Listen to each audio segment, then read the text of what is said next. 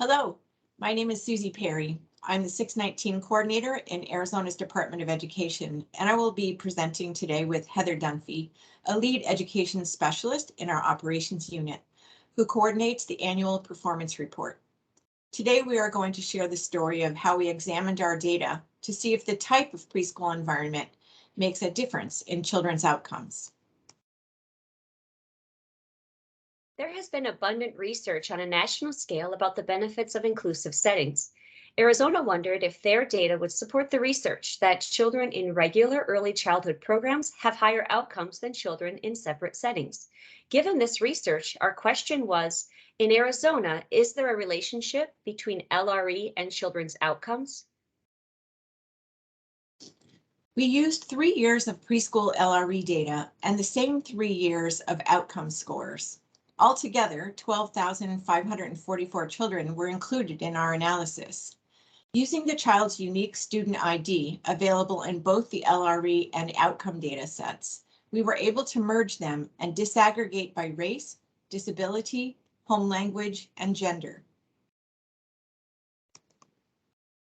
Before we dive into the findings, we would like to provide some context by showing the demographic information. 66% of the preschool children in Arizona are in separate settings and 27% are in regular settings, and the remaining 7% receive instruction in some other location. Preschool children in Arizona are funded if they are eligible in one of 5 eligibility categories. 50% of those children eligible have a developmental delay.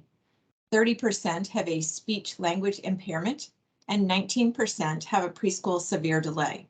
Hearing and vision impairments make up about 1% of the population. Race and ethnicity data shows 43% are white, 35% Hispanic Latino, 5% Black or African American, 4% American Indian or Alaska Native, 2% are 2 or more races, 2% are Asian, and 0.5% are Native Hawaiian or Pacific Islander. LRE, disability, and race ethnicity data are all familiar reports that you probably have shared with your stakeholders. By combining these reports with the child outcome report, new information can be derived. We analyzed the positive social emotional skills of children who exited at age level expectation. This is also known as Summary Score 2 in the annual performance report. In Arizona, the average percent of students exiting at age expectation was 47.4%, indicated by the red line. The green bars represent the average percent of children who exited at age expectation by subgroup. But we wanted to know what the comparative outcomes were of students in each setting. First, let's look at outcomes for children in separate settings, represented by the yellow bars. Now let's look at children exiting from regular settings, shown by the blue bars. There was a higher percentage of children who exited at age level expectation from a regular education setting compared to a separate setting. There was not a single subgroup that demonstrated a higher outcome from a separate setting versus a regular setting. So what are the key takeaways? Arizona's data supports the research that shows a relationship between environment and outcomes.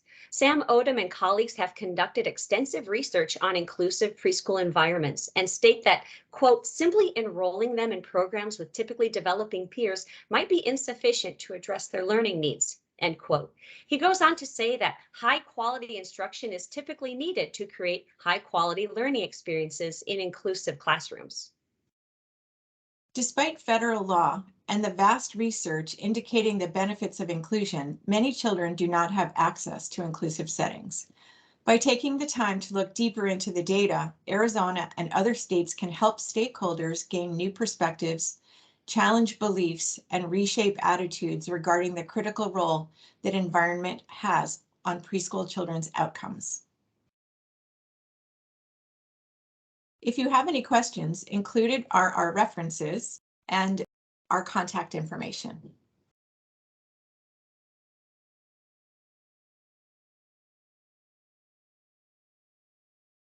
Thank you for coming to our session.